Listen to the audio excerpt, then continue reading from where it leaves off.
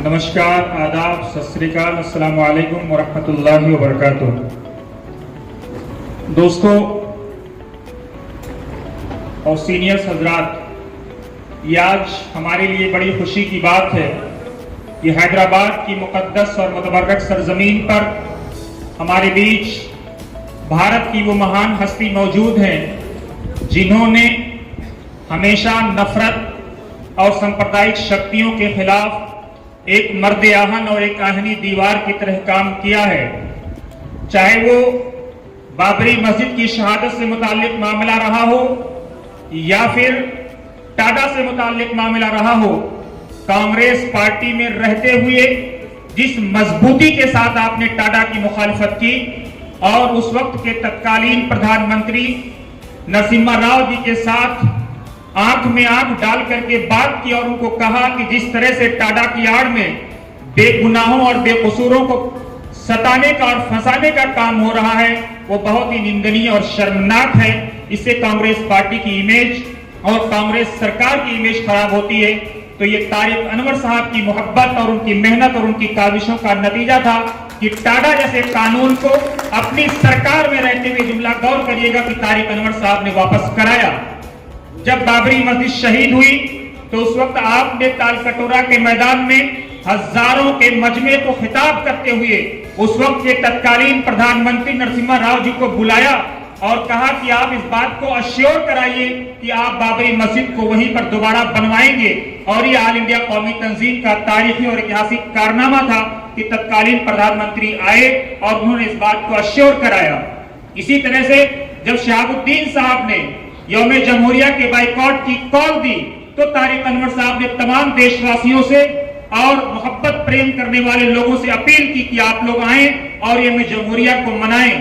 तो नफरत चाहे राइट की हो या लेफ्ट की, हिंदू की हो या मुसलमान की, तारिक अनवर साहब ने हमेशा नफरत के सौदागरों के खिलाफ काम किया और ऑल इंडिया कौमी तंजीम के बैनर तले हमेशा तारिक अनवर साहब ने ये बात की अपील की कि नफरत छोड़ो, भारत जोड़ो। आपने गांधी जी के संदेश को, आपने राष्ट्रपिता महात्मा गांधी के संदेश को या पंडित जवाहरलाल नेहरू के संदेश को या मौलाना अबुल कलाम आजाद के उस संदेश को पहुंचाया कि अगर कोई फरिश्ता आए आसमान से और ये कहे, कुतुब मीनार की सीढ़ियों पर कहे, लाल किले की सीढ़ियों पर कहे, जामा मस्जिद की सीढ़ियों पर ये कहे कि आजादी अभी ले लो लेकिन हिंदू मुस्लिम यूनिटी से दस्तबरदार हो जाओ, तो आजादी में ताखीर तो बर्दाश्त कर सकता है लेकिन हिंदू मुस्लिम यूनिटी से दस्तबरदार नहीं हो सकता है।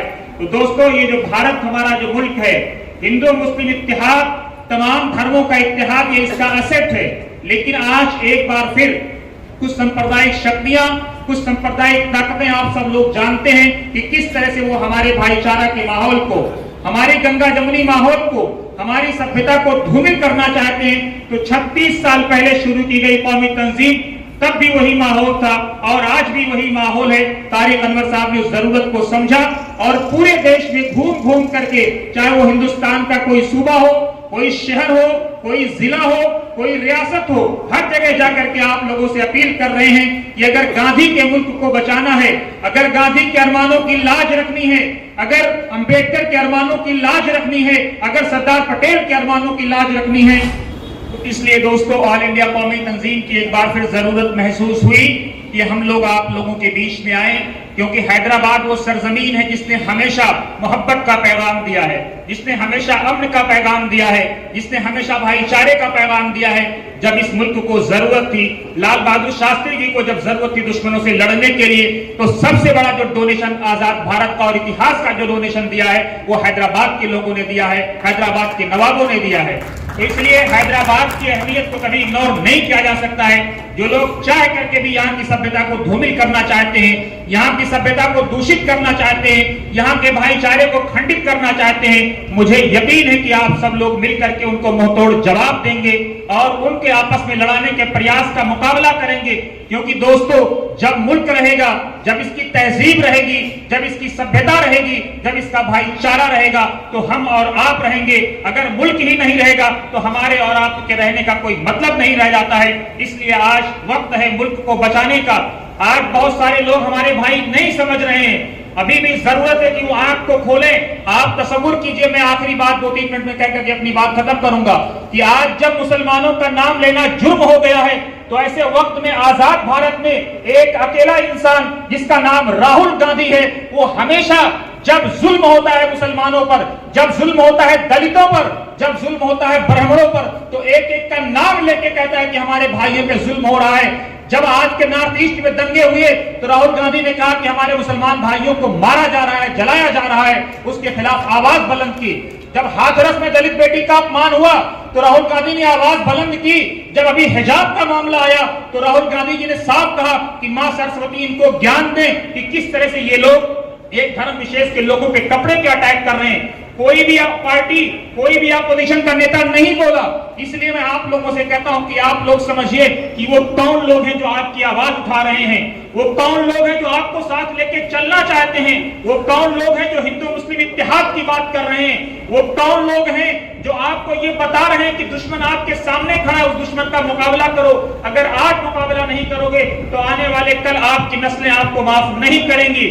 हमको ये पूछेंगी, हमारे बच्चे हमसे ये पूछेंगे कि अब्बा, चाचा, ताऊ, आप हमारे पीछे कौन सा हिंदुस्तान हमको दे करके गए थे?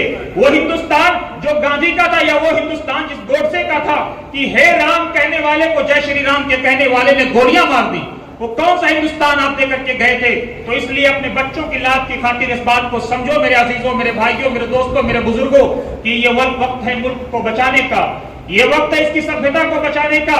इतिहास बहुत लंबा है, इतिहास में जाएंगे तो बहुत सारी बातें होंगी।